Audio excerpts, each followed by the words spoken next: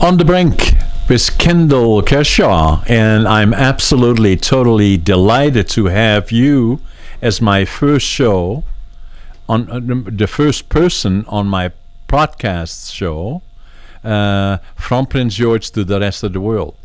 And, thank you for being my first guest on the Brink with Kendall Kershaw. Well, thank you so much for having me, John. It's amazing to be part of something that's going to be so huge.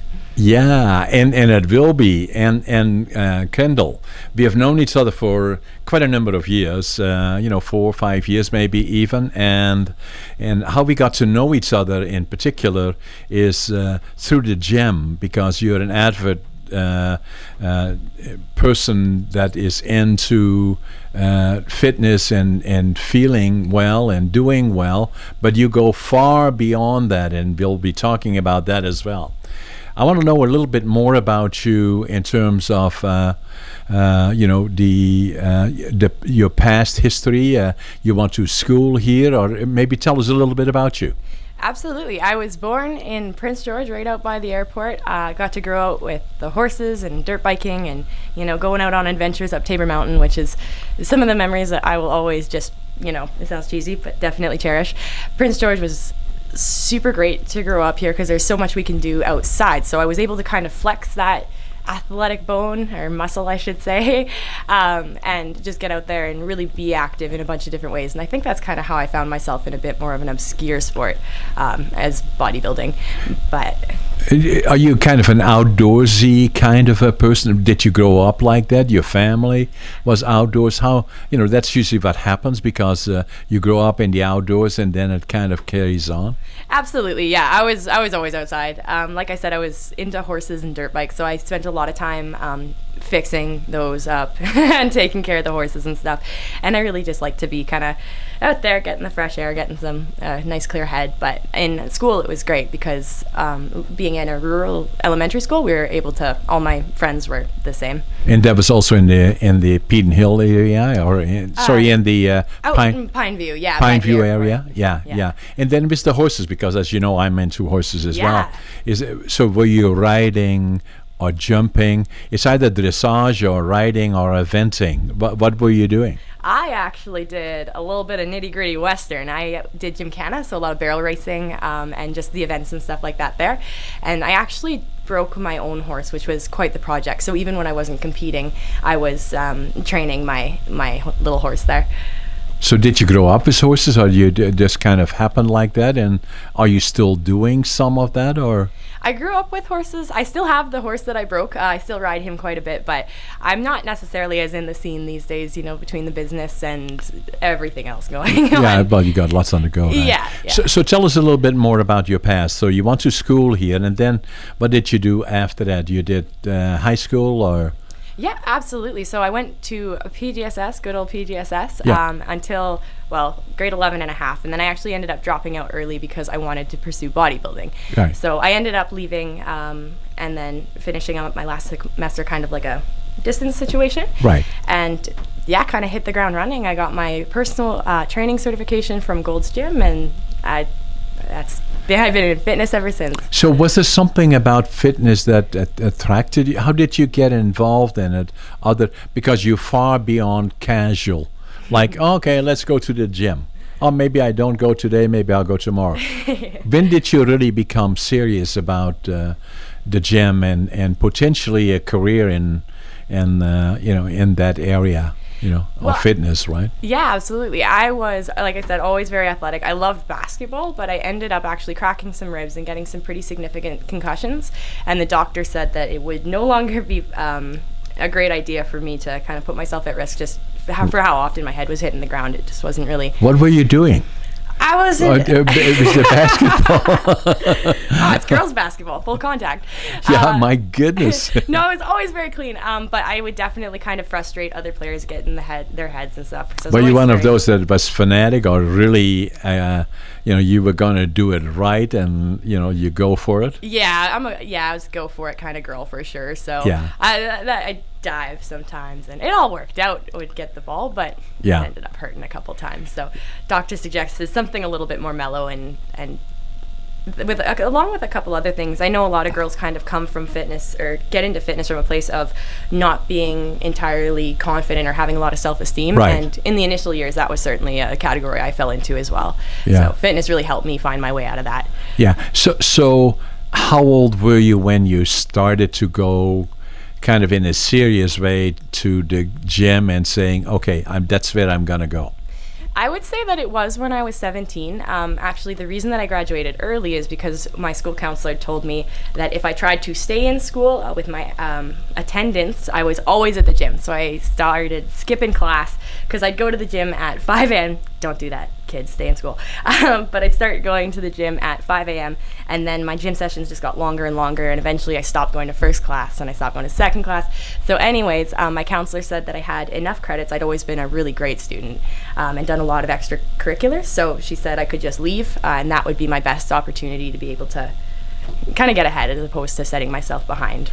So when you originally went in a serious way to the gym, did you do it with a trainer, or how did you kind of, like for my own experience, when I first went to the gym at probably, let me see, I probably was already 58 or so. I was nearly 60 years old. I was very conscientious because a lot of people that walked around were these big guys, and then I looked at the equipment, and that was quite intimidating to me because a lot of times I didn't know how to sit on it. Yeah. And I kind of felt intimidated going to the gym.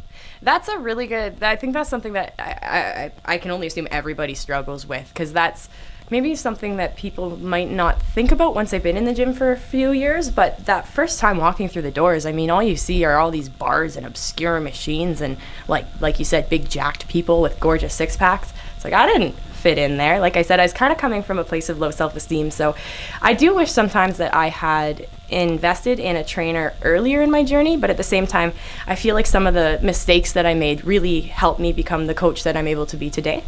Yeah. So I ended up going in and just kind of doing it all my own for the first little while. Yeah. Telling it from somebody like myself, being older, like you and me won 2 championships. We'll talk about it a little bit later more. You were the youngest, I was the oldest. So, and in any event, so when I always say there's nothing easier than going to the gym because you have done it so often, and then you go, you make the commitment, New Year's Eve commitment or New Year's commitment, you go to the gym, you go there for a while, and then you leave it again. But there is a point, at least for me, that I did that several times, and then what happened to me is that, I got a case of diverticulitis, which nearly killed me in 1958. I came that close. And the surgeon said to me the following day, he said, this close, that the reason why was because diverticulitis affects your internal organs. And if you wait too long, where you get a rupture of, inside there, then if in 48 hours it starts attacking the rest of your body, potentially. So, and I had a high threshold for pain. That's not good. It should put you down so that you go quicker to a doctor. Anyway, after that, I was overweight, and I probably for the next 3 weeks I lost something like 30 pounds. Oh my goodness. Yeah, and then I said to myself, and then I was 58.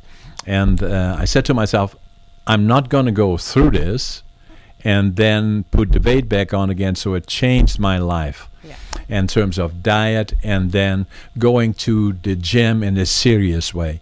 And so I always knew, at least for me, is that in order for me to make a commitment, I need to have a trainer, because then we set up a commitment, and once I have a commitment, that my whole life is run by commitments and appointments that I have. And so that worked well, and I started working out, and then gradually kind of started gaining confidence. But I had the same issue about that I was extremely conscientious of myself in terms of I always felt that everybody was watching me, and feeling intimidated. And then it took a period of time, for me at least, even then, although I was a successful businessman, that's what everybody said, but I didn't feel that way. Yeah. I didn't feel good about myself. And, and then it took a while, and then in a gradual process, I started looking at it always starts, and you can share this with me, is that they say, then all of a sudden people say, you look good. Oh, okay. And then the next thing is that I started looking and flexing a little bit and saying, it's working. It takes some time, and then before I know it, it started to work. Yeah. Is that kind of the experience that you see? Oh, 100%. Absolutely. I think, well, first of all, the first time somebody tells you that they see the changing body. The changing, whatever reasons you're doing it feels really good to get that little bit of just that little bit of a push to know that, you're not going crazy and doing it all for nothing. No. But the truth is that it takes a little bit of time for those changes to compound so that you can see the results. Yeah. But man, most people that I've seen get so hooked on it at that point. They're like, well, if this is what I can do, this is what I've done, like what could happen if I just keep it going? Yeah. And then that's kind of where you see a lot of people really start to find their commitment, where they're in the gym at ungodly hours, just really making the time. Yeah. Yeah. And then the other part very important to it all is diet, right? Tell us a little bit about that. Diet is actually probably one of my favorite topics when it comes to fitness, because it's it's pretty much everything. I mean, where would we be without nutrition or food or any of it? We wouldn't be anywhere. But diet is probably one of the hardest things, because I think there's almost too much information out there, and only 30% of it is accurate, if that. That is not a true figure, but yeah, I think there's a lot of inaccurate stuff out there that really makes it hard to figure out what can help you and what can actually really hurt you. Yeah, but I find is that, there's so much information that even me, after all this time, since 1958, for all intents and purposes, which is 12 years, 67 years, the being involved in the gym, I still have a hard time figuring out the right diets and what the proper balance should be, although I'm eating a lot more healthy than I used to do, and being able to control my weight better, but that has been a problem still for me all along. Yeah, I think it's something that is definitely an ongoing process for anyone. I have not been in fitness as long as yourself, but even in my short time in fitness, I find that, I've changed my opinion on a couple things. There's a couple fundamentals that you just can't get past, like you got to have your protein. But yeah, I think that especially with the way that information comes out and like new things can kind of make themselves more and more available information wise, I guess. I'm not surprised where you feel like that you kind of have that ongoing process, right, especially when you're looking at it from that point of a really internal, like trying to fix that internal health. Like you had some really legitimate and reasons to get on top of your diet and nutrition that you would want to make sure that you were rock solid in the information that you did have.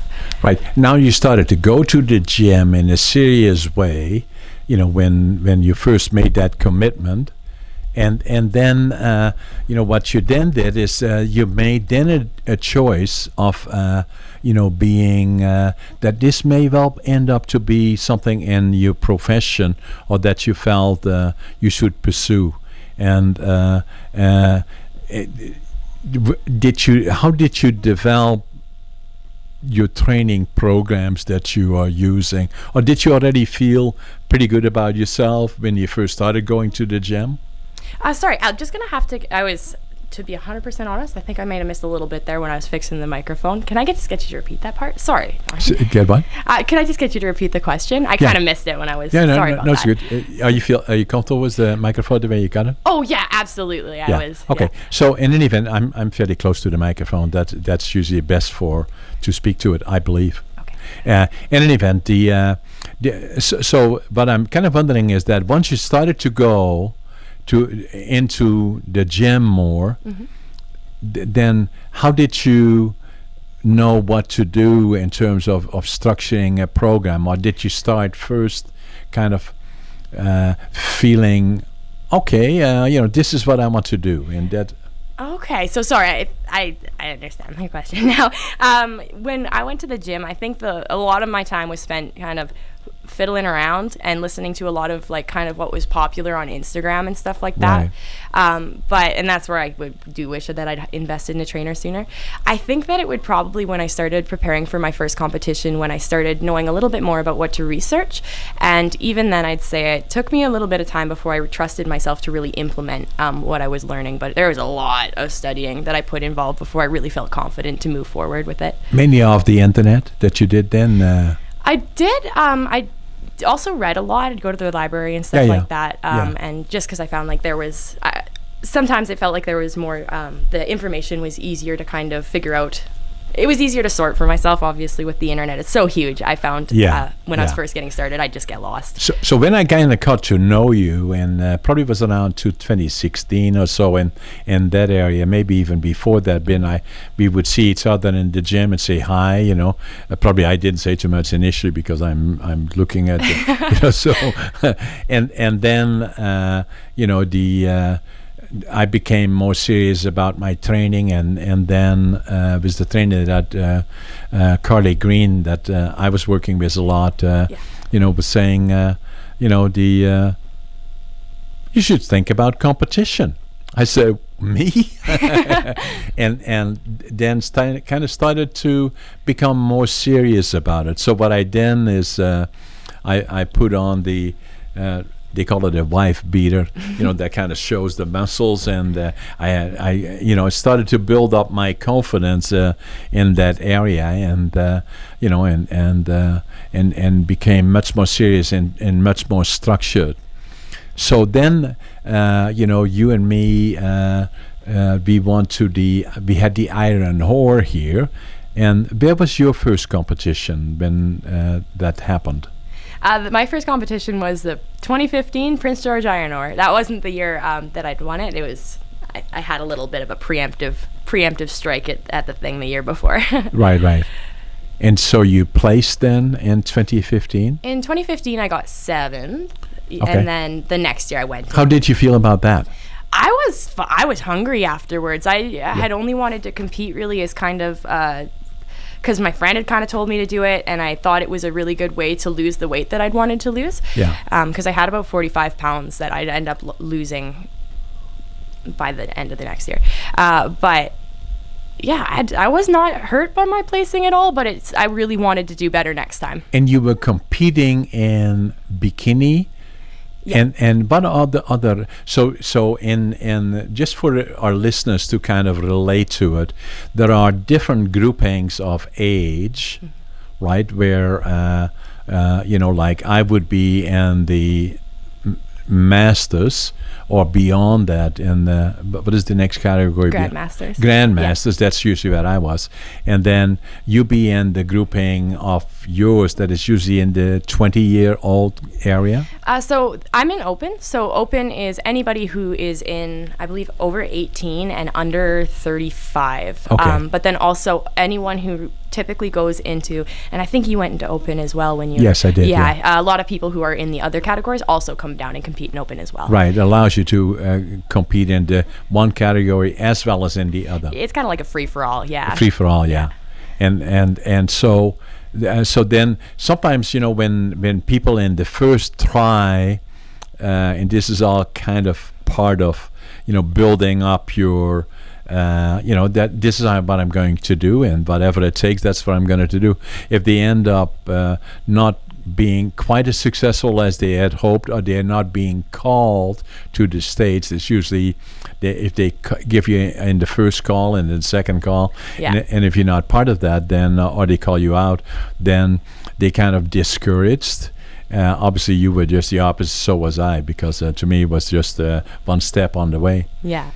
And then, so that was in 2015, but how about 2016? What happened then? Well, 2016, I hooked up with a super great coach, Tiffany Breck. I believe she's changed her name now. She got married, but she was absolutely wonderful. She had a really holistic approach to bodybuilding, and she was kind of where I really learned a lot of the foundational stuff that I kind of built my own little bodybuilding belief system off of. Right.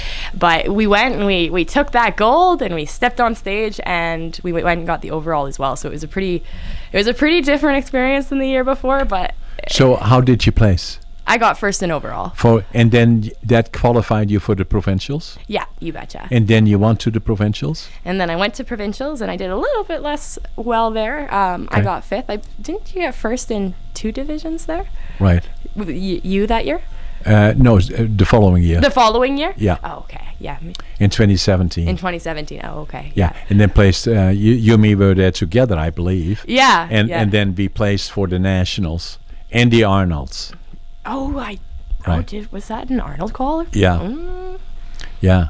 Dang. So there we were, the two of us from Prince George, and I was the youngest. You were the youngest. I was the oldest. Yeah. It was pretty cool. It's really neat to be able to represent our city that way, for sure. Yeah, and then have a venue where there are how many hundreds of people would have been in the audience? Oh, I don't know. Lots though. I can't even remember where that one was at that point. But yeah, it was a big venue. Yeah, it was at the Pacific, Coast Pacific, the big one right by the harbor. Oh, yes. Yeah, with the big sail roofs over top. Oh, yeah. The Pan Pacific, was it? Yeah, Pan Pacific, Pan Pacific, yeah. And then, I remember that the first time that I really, in a serious way, went to the competition, the Iron Order was also in 2017. I believe, or was the year before? Anyway, so and then now I have to go on stage with speedos on, for an old guy like me, and everybody that I know is sitting in the audience and kind of checking me out, and then the other thing about it, a little bit intimidating, is then to get ready for the show, you get the tanning done. And that is very say, hey, can I take it all off? There we go. It's uncomfortable to say in the least. So that was quite an experience. But then after that, what I found, especially when you're on the level of the provincials, everybody that was there belongs there. Yeah. They are all so committed, and you see the different individuals and personality types. For me, is I talk to everybody, so, and other people don't want to talk to anybody, or they sit in the corner and they're doing the last little bit of food, and but it was quite a very, very amazing experience. Yeah, absolutely. I remember that there was backstage there's always just a neat energy, isn't it? Yeah, it's hard to really explain, but it's something, it's almost tangible when you step back real in that curtain. Friendships develop there, right? Even Truly. be people from different places, that kind of start talking to each other and kind of sharing the things about bodybuilding in particular. That is amazing, and fitness in a general way, right? Yeah, absolutely. I'm finding that more and more now as I progress. I'm finding that the backstage conversations become, it sounds silly because you don't really know these people, but more about life, right? And more about like just kind of general, like what makes you feel good and stuff like that, meditation and stuff. So that's kind of a neat direction that I'm. Now, another thing that happened recently on June the 2nd, you were in Toronto. June 2nd year. Yeah. That was an experience for sure. So that was a big step, right? Yeah. So what happened? So I went in, it was my second time competing in Toronto, and I got second place, which was incredibly exciting because that was my second pro qualifier. So at this point now, I'm trying to get that elusive pro card. So the steps on the way is that you came in second.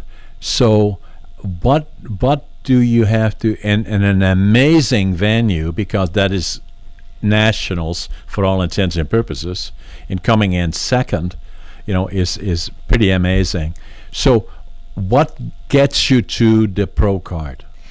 This year, I'm feeling pretty good, not even just about pro card, but even just bringing a better package than last year, although hopefully that leans towards the direction of a pro card. Because for the last 3 years actually, I coached myself. Right. So I had the help of my fiance, which was phenomenal. He did an amazing job with my nutrition. Right.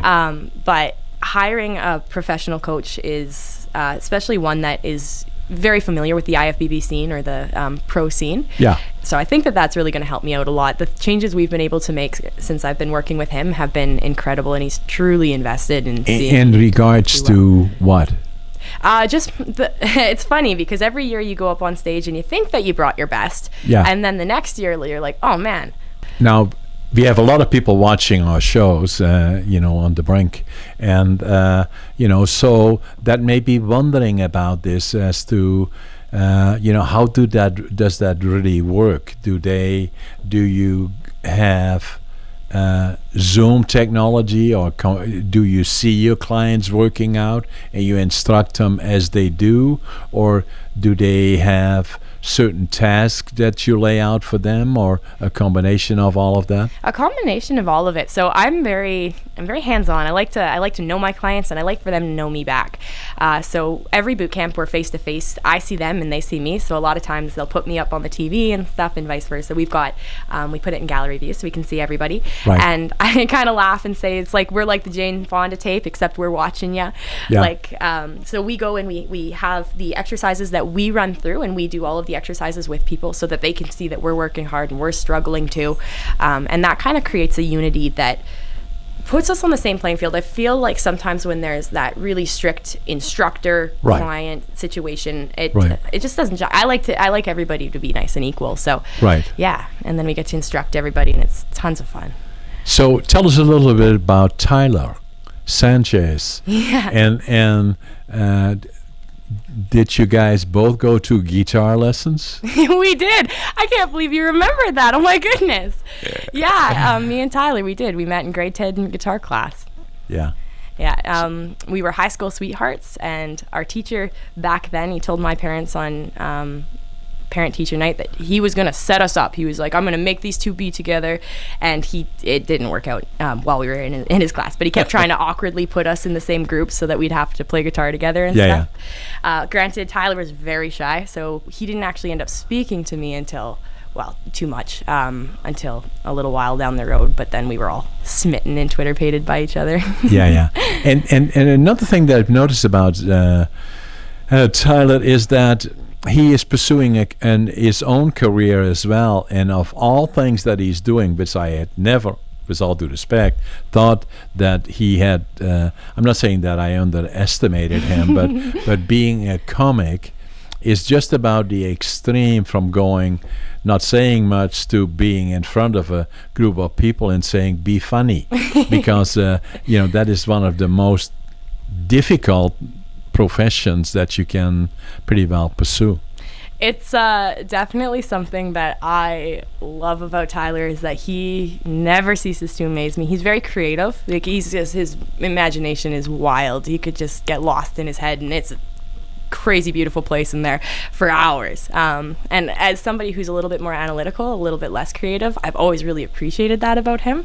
So when I see him, of course he's not at this point, he shouldn't be, but he's not shy around me anymore, but I still get to see that difference between when he's in front of other people and then when he goes on stage, and he gets to become this whole other guy, and it's so much fun to watch him kind of play with that creative bone and just play with. He makes his own material then, or? Oh, absolutely. Yeah. And he goes all over the place, or how does he? Yeah, he's traveled a little bit. He's gotten paid for it lots and stuff like that. He's not necessarily chasing it as a career as much as something that he just enjoys doing as a kind of like a creative outlet. Right. I think ideally he'd love to get into writing. I know that he'd love to do a screenplay. He's super creative. Wow. Yeah. Interesting. And then obviously you guys working together on the television shows that you're doing in terms of is support to you? Do you mean for the television shows? Do you mean for the online? Our Zoom camps, boot camps. Yeah, how do you call it? We just call them boot camps, but yeah. He calls himself the senior boot camp instructor, or senior boot camp coordinator, because when I did get kicked out of my boot camp after my wisdom teeth, he did the boot camp, and he's done everyone since. So he has seniority, and he certainly likes to remind me of that.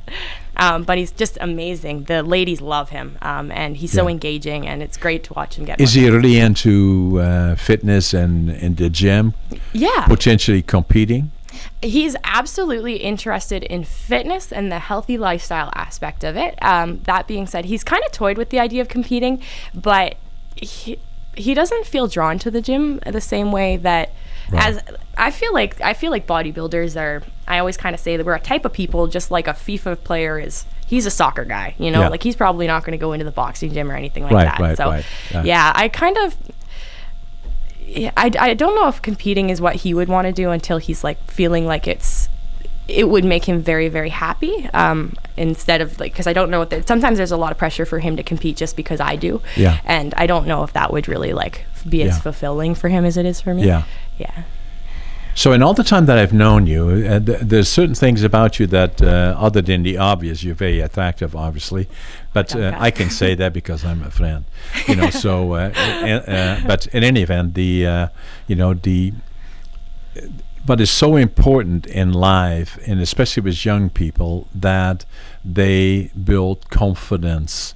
And you're an outgoing person, but a couple of times you have mentioned to me that confidence is so extremely critical, especially for young people. And and how do you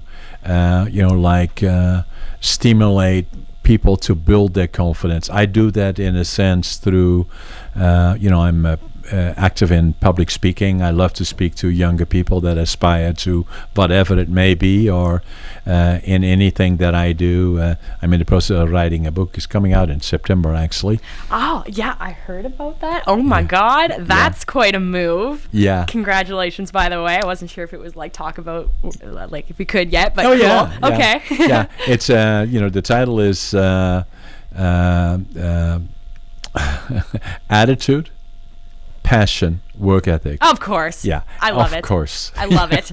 and I love to speak to younger people and other groups about the opportunity, dreams, and how to accomplish those, and building self-confidence. Now, I must be honest with you that was something for me that I never thought I would do, because up to the time that I was I joined Toastmasters. You're familiar with Toastmasters? I do, yeah. Or I am, sorry. Yeah, and I already was. It was in 1990. So before that, I had always difficulty interacting and communicating.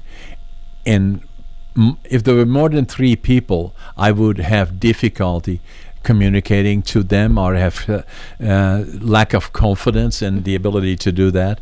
And so I could function inside then I had my lumber mill, but I always kind of felt that people would say, oh, you're so successful, and blah. I didn't feel that way. And then what I did is I joined Toastmasters by pure coincidence. Actually, my sister-in-law brought me. She went to Toastmasters, and then she said, you should go to Toastmasters.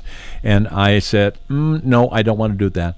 And then she kind of persisted. In the first Toastmaster meeting I said, I need to make absolutely sure that nobody asked me to say anything, nothing. And so then somebody during the Toastmaster meeting said, okay, maybe John, you can say something. And I said, just my name. And then she said, we should go again. I didn't want to go again, and they persisted, and and it changed my life, because I was in Toastmasters for 10 years.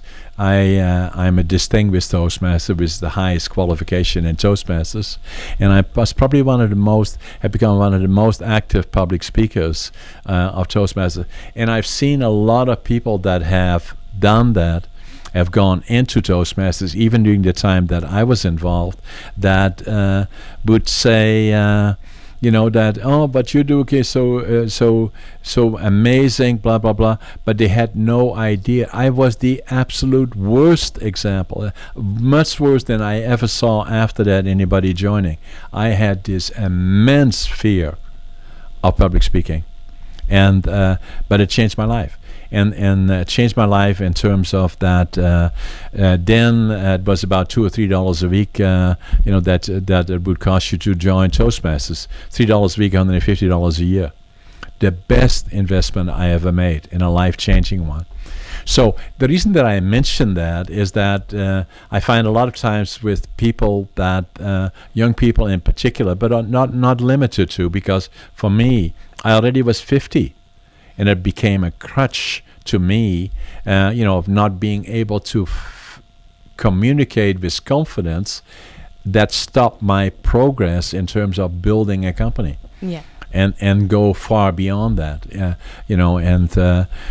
I have an obligation, I feel always, that to inspire other people and saying, if I can do it, you can do it, because I was the absolute worst, and I think that's why, and even in people like yourself, to show what you have done and the confidence that you show through your personality, that is an inspiration for many others.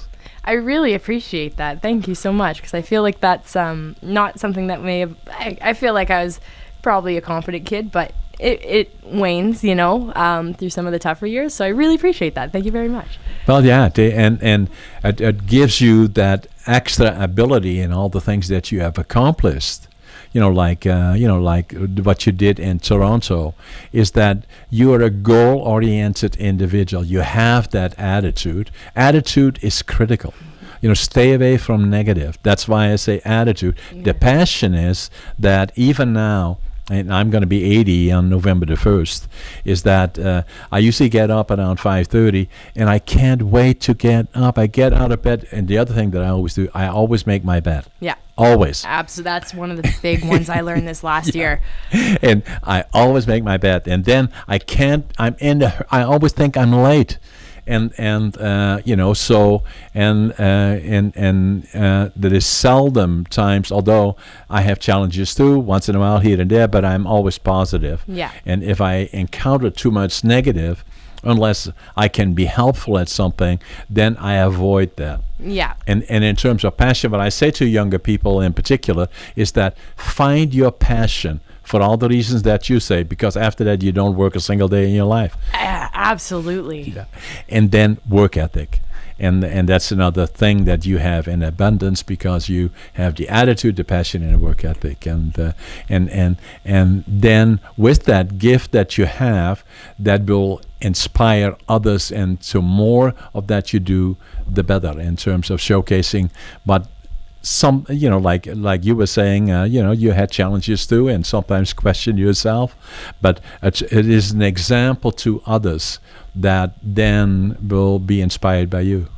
I think that there's something to be said. Every time I see somebody go out and just do what they want to do, whether that's making and selling pottery or fitness or whatever it is that people are doing, I think that every single time somebody gets over that barrier of fear, that's a win for us. That's a win for everybody who's not quite ready to do something, because they see that and it sets them forward. So if I can be one of those people, then that's awesome. I mean, we need numbers. We need to get more people. I believe you their are. Dreams. Thank you. Yeah.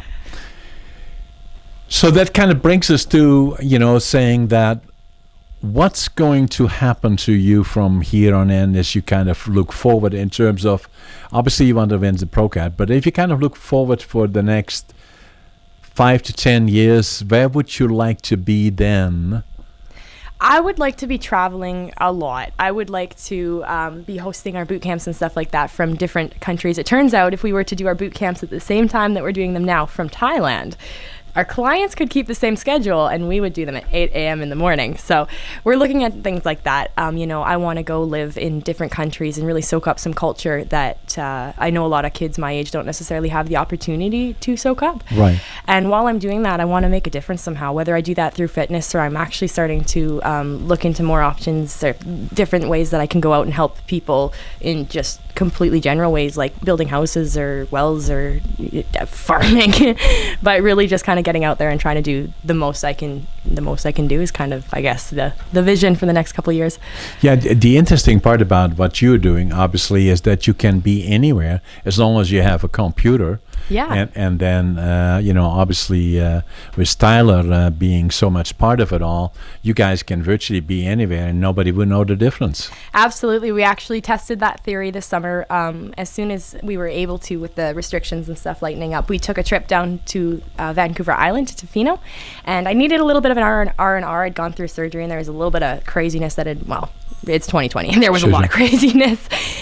So we were able to go and do that, and I could rest and surf and hike with my fiance and my puppy, and then we'd go in and do these boot camps and do our client calls and stuff. And it was just amazing because our clients really, I think, appreciated the fact that there was zero interruption. It was all 100% about the business, and then we did our stuff just behind the scenes. So it was really nice to see that we are still able to take vacations and stuff, maybe more than most people, because we have the option to take work with us. Right. Now, the other part about, and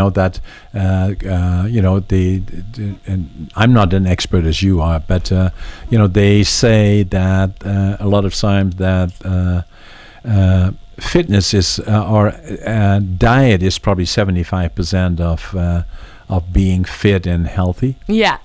I always say that it's about 75% of it is diet, 10% of it is going to be your training, and then 15% of it's just believing in your damn self. Yeah. Believing you can actually stick to it. Yeah. But if you get those three things together, then yeah, absolutely. See, the other thing that would happen to somebody like you because of your personality is that already you are a teacher, obviously, and have developed a model that is well accepted, because otherwise you would not be successful. And to build on that in terms of not only as a career, but you have this unique thing about obviously being a top athlete in your profession that you chose, and because now it's not a hobby, it's beyond that, it's profession, and obviously you have the results, which then puts you in a position that as your name becomes more known, you have the knowledge and the ability to show others, and then to build further on that. May it be through books, or may it be through other things, because it's fitness is so much part of our life, and it's such a huge market with so many opportunities. Yeah. That to build on the foundation of who you are and what you have done. It has huge opportunity. It's definitely an exciting industry to be a part of, because as well as our boot camps and stuff, we're actually starting to look at venues for the first time to actually have our own gym, which is like super cool, because being able to do that with the virtual, with the bodybuilding, and even the modeling stuff, like I'm already kind of going through the process for one of the aforementioned. I may as well just kind of throw the other things in and just kind of use the results for everything. But you're totally right. Like it branches out in the neatest ways. Yeah. The key then always is to make sure that it fits the model, right? So that you don't get into a direction that all of a sudden overtakes the other stuff if there's so plenty of opportunity, then it becomes even more important to map out a strategy to say that's the direction, it doesn't interfere, there is opportunity to build. Absolutely. And I think that that's probably one of the things I've struggled with, is not necessarily like a fitness professional, but just like a professional, or trying to be professional, or whatever it is that I am these days, but just trying to make sure that I'm keeping my blinders on. So there's a lot of opportunities and stuff that present themselves, and sometimes it's really hard to not pursue everything. Yeah. But that's actually something that I've done in the past, and one of the reasons why I got into some pretty negative mind states for a long time was just overdoing it and not chasing things I was truly passionate about. Yeah. And you have to be able to stand back, or try to find people that can give you feedback and that you trust, in terms of looking at it from an outside perspective, and say, no, that would then interfere here, because from here on in, every step that you make is going to be very, very important, because as you go forward to what I believe will be a fabulous career, and the key driver, in my opinion, Kendall, is that although you're beautiful, but that's not the only thing, that you have the underlying attitude, passion, work ethic, and it shines off you, and it then stimulates others. People are drawn to that. I really appreciate. I'm all flattered and like, oh no, man. Yeah. That does mean the world, though, because I think if there's anything that I would, if somebody were to ask me what do you want from life, it would be to help other people. And I don't have, the dollar bills to be making it rain, but I can do what I can do. And if that's putting out, positivity and it's not about and dollars. No, and as I'm getting older, I'm realizing that my contribution, it doesn't have to look like that at all for it to be it's not about dollars. Dollars is fine, but that's not where it is. It's in the heart, right? Absolutely. Yeah. And I think that that's something, too, that I really appreciate about some of the people I've been able to surround myself with. Right. I don't know if there's like Prince George is full of these people, or if it's just like the people I've had the opportunity to meet. But I feel like everybody that is making a difference here is doing it for the right reasons and so heart-centered, which is something that I want to make sure that I mimic that, and I always go in that heart-centered direction. Excellent. Anything else you want to say or want to talk about in addition to what we already have talked about? Well, I guess I would want to put in a little bit of a plug for anybody who is aware of the Maxim competition that's currently happening. Okay. I'm currently a quarterfinalist, so if anybody wants to bop on over to my Facebook page or my Instagram, I've got the links all over. And so what do they have to do? All you have to do is click on the link, and you have the option to do a Click on the link that says share. There's a link in my bio, and I believe it's www.maxim.com/Kendall Kershaw. And when you click it on that, it gives you the option for a free daily vote, and that's all I'm asking for. Nothing crazy. And so I kind of follow it. So at points you were second, now you kind of slip back a little bit, and so you have to get more people to get back on, right? Absolutely. So today there was something they call them warrior sales, and what it is that you can actually purchase votes, and on sale days the votes are 2 for 1. So the problem with the quarterfinals is that a lot of the women that I'm up against right now are phenomenal models. They've been modeling all over the world for years, and they have sponsors and stuff like that, where they're able to actually accrue some more of those kind of votes. But honestly, at this point, for the level that I'm at, I can't say that I was necessarily going for the Maxim win, but every step that I make forward puts me in front of more of the Maxim photographers and more of their editors. For instance, I actually got to go to a party at the chief photographer of Maxim Canada's his room in Vegas in September, which was really cool, with some of the other hard Magnum athletes. So that was kind of a neat way to kind of get my name in there. And he was saying it doesn't matter whether you get the cover, it's just about getting your name out there and just really advertise for yourself and make it happen. And it's been great practice for business advertising, believe it or not. Is it only for this year, or is it something that happens again and again, or? I think it's an annual thing, because I did it last year and I got knocked out pretty early. And so the magazine is which magazine? Maxim magazine. Maxim, a fairly broad publication worldwide, or is it? I believe so. It's been around for a long time. Super great. It's definitely one that's got it's targeted towards gentlemen, of course, but definitely like women can go in there. And I remember actually one of the first times that I decided I wanted to be a model, believe it or not, was on a Maxim magazine. The girl was clothed, but I just remember thinking, like, could you imagine like waking up and looking like that? It's really an exciting opportunity. So tell us again exactly what to do. It's on Facebook. They have to go to your. Yeah, you can find me on Facebook. It's Kendall Kershaw. The link is right in my profile picture. Okay. Or if you check me out on Instagram at LittleFitKendall, then it's going to be in my bio. Okay.